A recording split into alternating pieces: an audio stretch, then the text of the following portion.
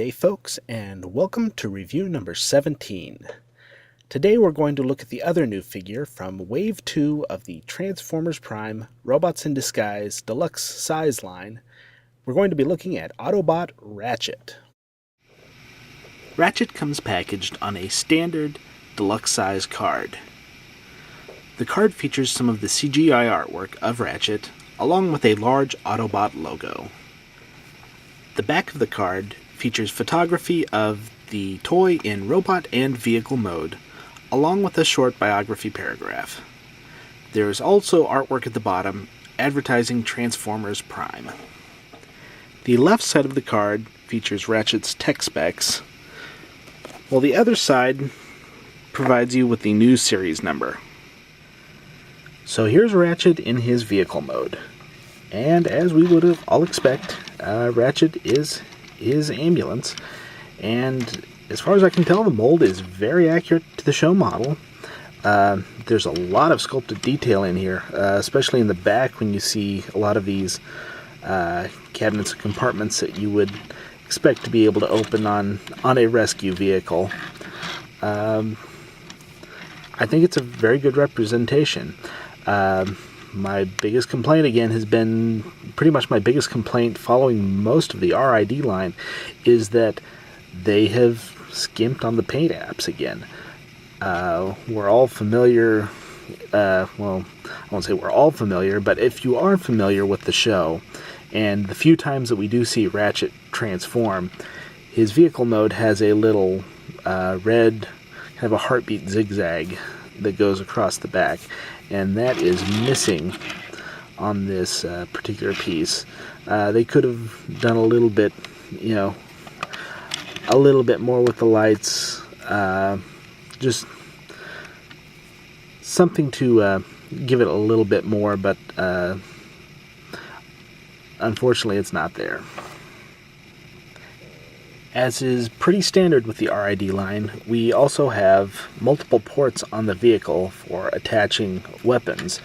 There are 2 ports on the front bumper, and then there's also 2 ports on the top of the vehicle. The front ports are shown attaching the blade weapons that come with Ratchet, which for once are actually a show accurate weapon, so it's nice to see that. The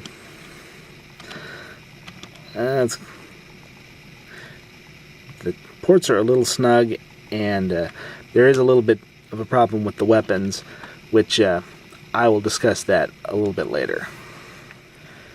One other problem I noticed in the vehicle mode, which isn't too much of a problem now, but may become a bigger problem a few years down the road. This front section here is all painted clear plastic. So the white on here is a paint app, and then the white behind this line is molded white plastic. Already there's a slightly different tone between the two. Right now it's very slight, but as the years go by, I can see this white plastic yellowing just a little bit, and you end up becoming a two-toned ambulance then. So let's get to the transformation. Ratchet's transformation process, in general, is a bit more complex than some of the other RiD figures, but still fairly intuitive. The most difficult part of the transformation seems to be that some of the clips holding the vehicle mode together can be pretty tight. You may need to use a little force to get things separated. On the other side of that coin, everything does tab or clip into place nicely, so you get a good, solid robot mode without any loose parts. Now there is a bit of a cheat though, in that they use a molded chest piece rather than the actual doors and grille. I have mixed feelings about this, as I always like to see an accurate transformation, but when you see how good Ratchet looks in robot mode, this can be forgiven. As with the other RiD Deluxes, there is an automorph head reveal. This is another case of a good use of the Automorph, in that the gimmick does not detract from the other aspects of the figure. And here's Ratchet in his robot mode. And I have to say, this guy is a nice, solid little toy. And where they skimped on paint apps on the vehicle, they did a much better job on his body. He's got his lower part painted here. They painted these panels here a different color, which I don't believe that color is anywhere else on him other than on his chest right here. But a lot of nice sculpted detail here.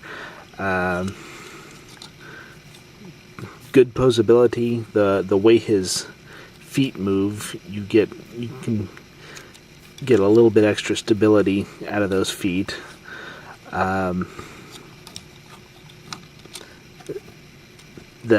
There's not really much of an ankle tilt, but his ankles are angled a little bit so he can have a little bit of a wider stance. He's just a very nice, accurate toy. While many of the Prime toys have had some really good head sculpts, I have to fault this one a little bit. The face is fairly accurate, except I think his head needs to be a little bit wider. I think his face looks a little too long, a little too narrow for what I would expect. The other issue is the eyes. Ratchet has some very emotive eyes in the show, and these eyes, they're more than just traditional what we see in Transformer toy eyes. They don't have the round socket in there. I do believe it is molded in there though, and I've seen a few people paint around them, and I may have to try that myself to see if that helps out. Ratchet does have a bit of a backpack, but in this case, this is a little bit more show accurate because he does have a bit of a backpack in the show as well. His legs from behind do look a little odd though, with these big hollow spaces in there, but the rest of his leg looks nice and solid, so I'm not too upset about that. I also want to point out something about Ratchet's arms. Most of the time when we have a hollow arm with this folding style gimmick here, most of the time for me it doesn't really work. It ends up looking a little funny, like RiD Cliff Jumper's arms. But in this case, there's a nice spot in here where it tabs in, and the tab is fairly solid on this piece.